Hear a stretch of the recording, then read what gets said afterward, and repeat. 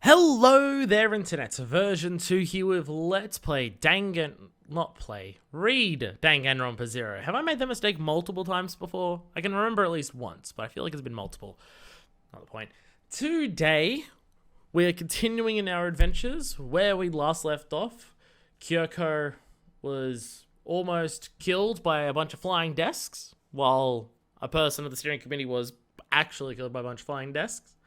Then Kyoko spoke to her dad, and he's kind of a dick.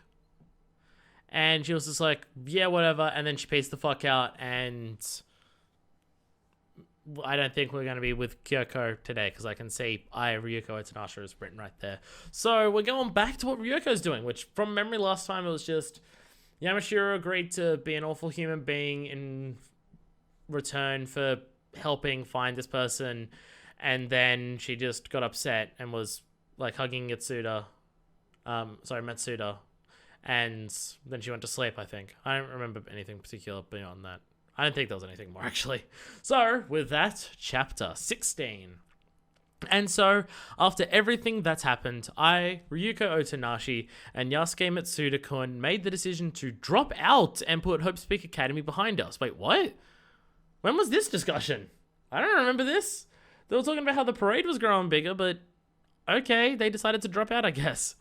Right now, we are waiting for our flight to the airport Right now, we are waiting for our flight at the airport lobby. Soon, we will both board an airplane and embark on our trip to America, the land of the free. I had finally realized what's important. As long as I have Matsuda-kun in my world, I don't need to fuss over such trifling matters as Hope Speak Academy. I have no obligation to participate in this irrational story.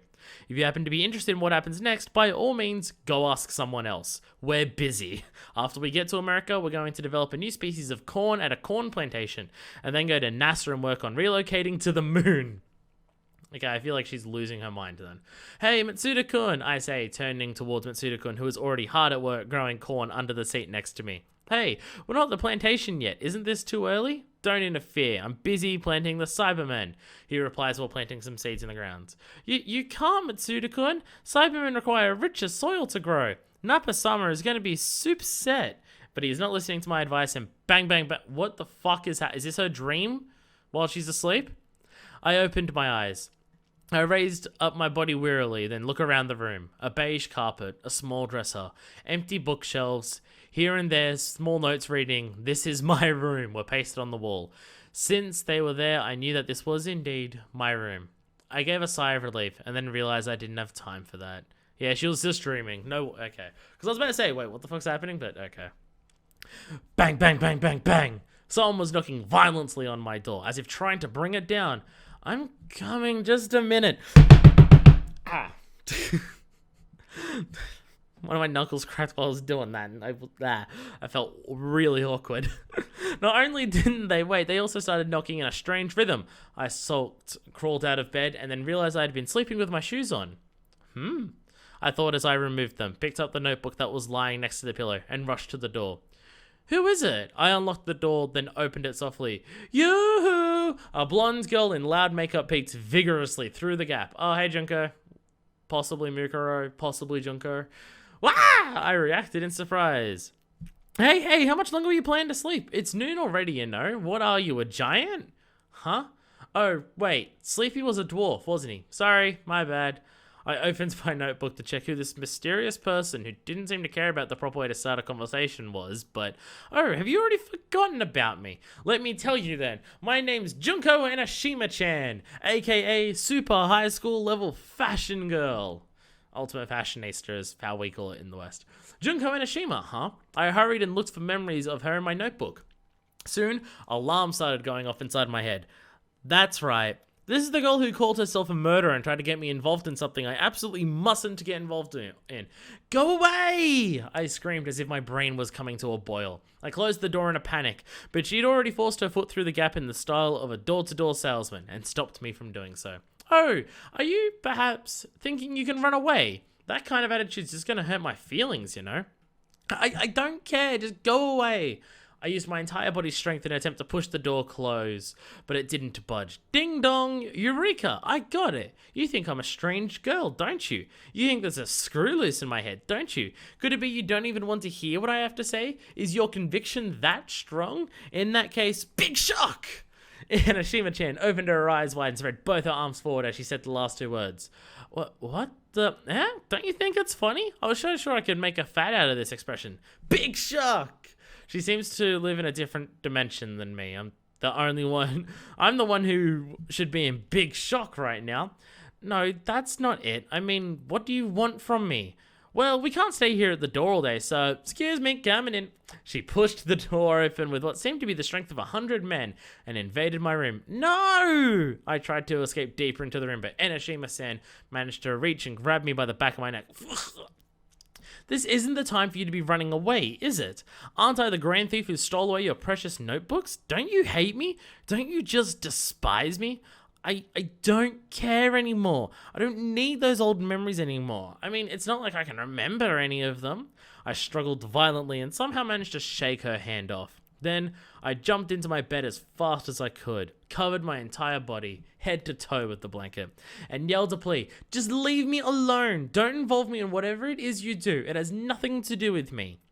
Then, oh, so you're going to lock yourself in your own little world? I heard Enoshima's indifferent voice through the blanket. Oh, okay. Again, the tone is set afterwards, so it's whatever. But that would mean you're just going to let Yasuke Matsuda die. Are you really okay with that? What the fuck, Junko, Mukuro, whoever? What bullshit are you up to? In a second, my sunken emotions poured out all at once and spread all the way to my chest. What did you just say? Are you going to do something to Mitsuda-kun? I shot like a bullet from under the blanket and hurried towards Enoshima-san.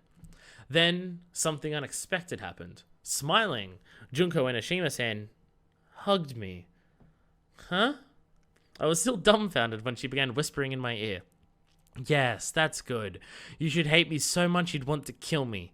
The more you despise me, the more despair-inducing this story's ending is going to get. And that would be perfect. Wait, let me go. Hate me, despise me, fight me.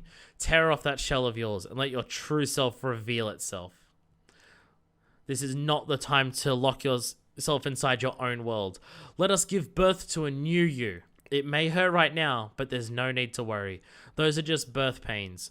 When you overcome them, it would finally be time to say happy birthday to your true self. What the fuck you on about? I took a bite into Enoshima-san's ear. Ow, ow, ow, ow! As she faltered, I jumped out of her grip. Give me a break. Why do I have to get involved with something like that? It has nothing to do with me. Haha. Whether you have or don't have anything to do with it has nothing to do with it. She stroked her bitten ear and turned to me, an ecstatic smile on her face. Traffic accidents, natural disasters, wars. Do you even realize how many people in this world lose their lives to things that have nothing to do with them? But it's just the same. Well, at least it's the same to me. I started praying. Dear God, please listen to my prayer. Please drop a meteorite on this girl's head right now. If you do, I'll review for the rest of my life. Right after Mitsuda-kun. Besides, you have everything to do with it. You only say you don't because you simply don't remember. Huh? My prayer was instantly swallowed by intense bewilderment. What? It has something to do with me? It's obvious, isn't it? Enoshima-san arbitrarily lowered her voice and declared, the worst, largest incident in Hope's Peak Academy's history. You are deeply involved with it. I quickly turned to consult Ryuko Otonashi's memory notebook, but Enoshima-san grabbed my hand. Let me go! Do you really think that's the thing... Do you really think the things you can't remember are worthless and meaningless? If you did, you really are a dummy. She smiled a faint smile and drew closer. You see, it doesn't matter how much you forget. Your actions are not going to disappear. Their effects are still felt right now in that world you've forgotten about. What? What? Did it never cross your mind? Did you never imagine decisions you've made that ended up hurting and tormenting people? That's not... It's a cruel world out there, but it's the one we live in. People are intertwined in ways much more complex than you have ever imagined. A single person's actions may save the entire world. A single person's actions may cause a chain of events that throw the world into chaos. Isn't that amazing? Truly, this is a world worthy of being lived in. It was such a worthless, silly logic, I felt embarrassed just listening to it. But there was something there. Somewhere deep inside my heart, I found myself agreeing with her words. Do you get it now? In that case, let's return to the conversation's starting point. And Ashima-san crossed her arms. I'm going to talk fast, so pay attention. Pay attention. You most certainly are involved with the worst, largest incident in Hope's Peak Academy's history, but I assume your next question is exactly how am I involved, isn't it? This is going too quickly. I'll tell you then, she ignored me and continued. That is, I can't really tell you. Which is it? I wish I should at least be clear on this point. I mean, it's boring if I tell you right now. At least that's what I think. That's why you should find out on your own exactly what your involvement with the incident is. I think that's the kind of story this is. Find out on my own? Does she think this is a game? You're probably asking yourself if I think this is a game, but I'm not going to tell you either way. That's the kind of story this is, but this is the perfect time for me to add that I'm going to give you a hint. That's the kind of story this is, you see? I gave up. Her speech was completely absurd. I couldn't even understand the point she was trying to make. Which means what exactly? I just told you, didn't I? I'm going to give you a hint. And Ashima-san looked offended. By the way, once I give you the hint, my role here is over. After I give it, I'm going to go away without saying another word. You're going to go away? You are? Really? I thrust my body forward instinctively. I felt energy like I've never felt before taking over my body. Then tell me, and then go away. Fine. It's not like my feelings are hurt or anything. And Ashima-san's lips trembled as she was shocked at my unexpected joy. By the way, this is important, so make sure you write everything down. Sure. I got it. Just get on with it. As I pressed her, I took out my notebook. She coughed a little cough and raised her voice as if making an important announcement. Ta-da! Here we go. The hint is all about Junko and Ashima-chan's goals. She made a V sign with her right hand. There are 2 goals. She dropped one finger from her V and left her index finger pointing up. Goal number 1, to thoroughly crush this school system of hope, Izuru Kamakura. Then she raised her middle finger. Goal number 2. After a short pause for dramatic effect, she raised her voice to its maximum volume and continued. To kill the beloved darling Yasuke Mitsuda. I heard a thump and realized I dropped my notebook on the floor. My body stiffened. I couldn't even speak. To kill the beloved darling Yasuke Mitsuda. Those incomprehensible words sprouted buds of fear, anxiety, and confusion inside my body. The seeds grew and stretched in a single instant, fixing my body in place. I felt as if I was cast in plaster, unable to move even a single finger. And Ashima-san watched my suddenly silent figure intently for a brief moment, and then everything was silent. Her mouth was a straight line, tightly closed, as if declaring her intention not to speak anymore. And then, after standing there quietly for a few seconds, Ashima-san made a small goodbye wave with her hand and left my room. The moment I heard the door closing, my body lost every bit of energy and I crouched, as if struck by anemia. What the... My voice squeezed from deep within my throat, sounding like the chirps of a dying bird. Mitsuda-kun? She wants to... kill, kill, kill, kill, kill, kill, kill, kill, kill, kill, kill, kill, kill, kill, kill, kill, kill, kill. The cruel word took over my entire world. She can't. She definitely can't. My head was hot enough to make my hair rise. She can't do such a thing. My chest was also hot. Intense burning emotion made my heart explode.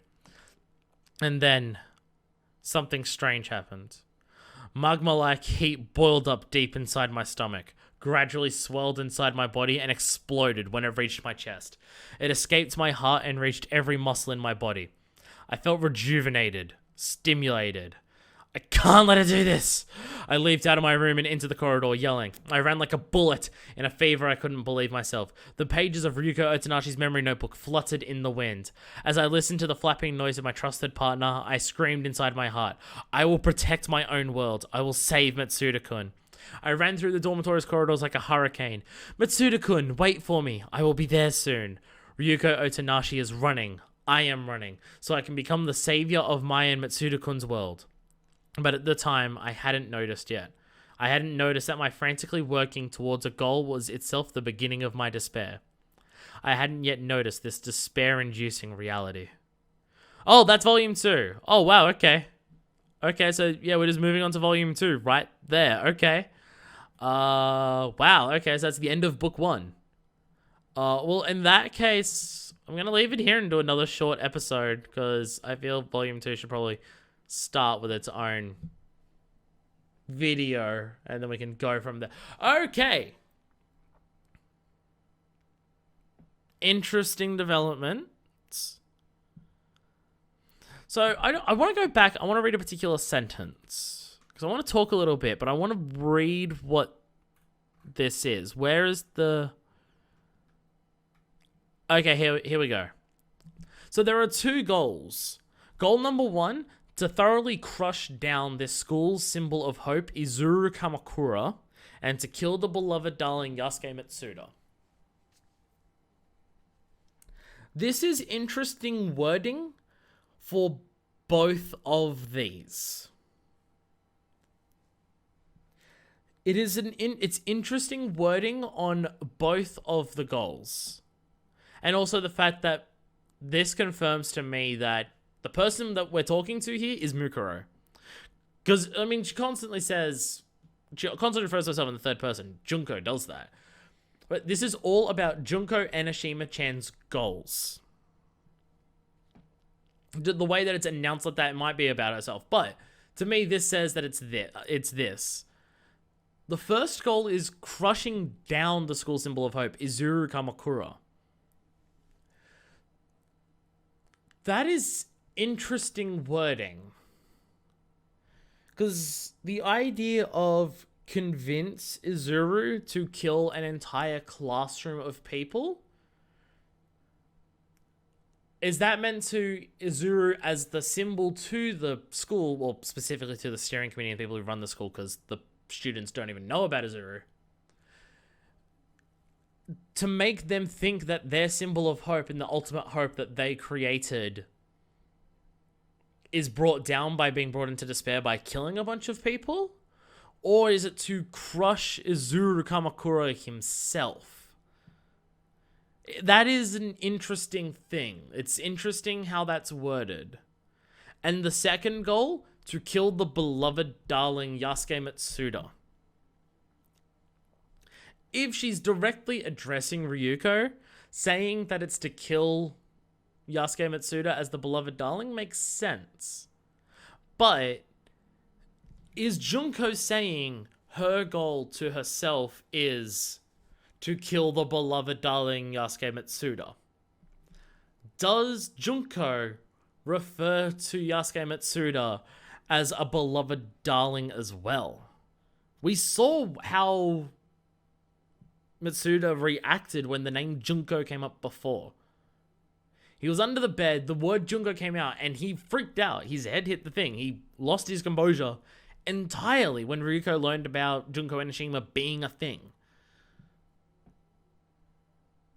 So I'm really, really curious as to what is exactly happening here. I have ideas, and I have multiple theories, and I'm curious which way it's going to go on all of these things. Because I'm trying to think about how Zero's events connect into the later games too, which is a whole thing. Because I'm trying to think. All the characters here, outside of Kyoko, Junko, and Mukuro, don't show up in the later one. So I'm assuming everyone here is going to be dead by the end of this. I'm assuming Mitsuda's going to be dead. I'm assuming Kamashiro is going to be dead. I'm assuming all the other people. Who are their names? Who are all the characters? The steering committee. Did we ever learn a name of survivors of the incident tragedy thing? Did we ever learn their name? I feel like there was said to be survivors, but I don't know. I can't remember. I'm trying to remember, but I can't. Madarai's going to be dead. Although Madarai already died, but I'm still hedging my bets on Madarai's twins because of the whole appearing somewhere else and then being killed instantly. So, like, Madarai's gonna be dead, Kamoshiro's gonna be dead, Matsuda's gonna be dead, Ryuko's gonna be dead, everyone's gonna be dead. So, to what end is all of this? Because, I mean, like, Matsuda working with Junko makes sense. This whole thing is about memory, and that's his whole thing. He's working on improving Ryuko's memory. But we know that Junko gets the ability to erase people's memory later on, because that happened in Danganronpa 1. So,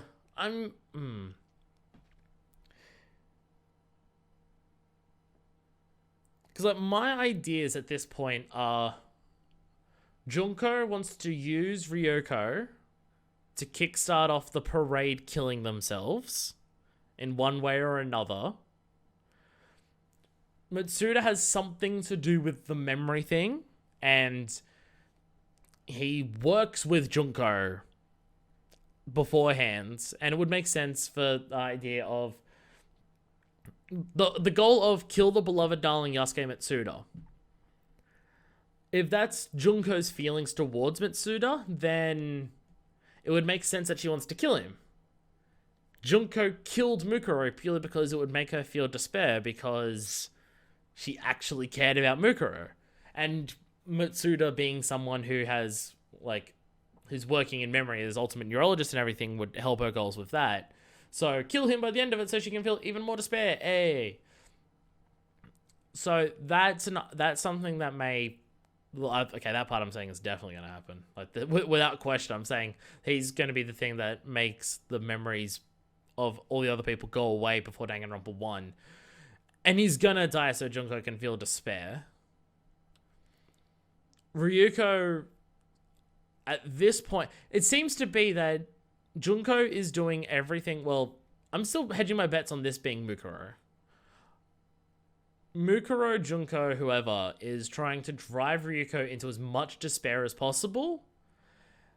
And hopefully with that despair use her to kickstart off the parade killing themselves. Because at one point, the parade kills themselves. And then that's what's... Although... I'm curious whether that'll happen in here. Because the parade killing themselves is what starts the tragedy worldwide. And it's the tragedy worldwide that makes everyone... makes Danganronpa 1's class lock themselves away forever. So I'm curious whether we'll actually get to the point where the parade kill themselves or not in this. So Ryuko may be used to kickstart off the parade. Ryuko may be used to just be an ally of despair or something later on. Ryuko could be Junko. She has no fucking memories, and if the idea of Junko has a beloved darling Yasuke Matsuda, it would explain why Ryuko has those feelings towards Matsuda despite him being a massive dickhead. Ryuko could have something to do with Azuru. Maybe. Like, it could be an aspect of that of...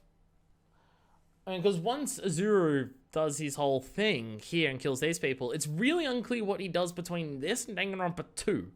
He works with the remnants of despair to continue spreading despair, but it's interesting how that goes. So Azuru and Ryuko could have some kind of connection, or Ryuko could be a part of the remnants of despair, or making Azuru become what he is later on. Although it's hard to say whether Azuru... Because again, to thoroughly crush down the school symbol of hope, Azuru Kamakura, when it says crushing down the symbol of hope, do they mean the symbol, so everyone loses hope in the thing that has hope?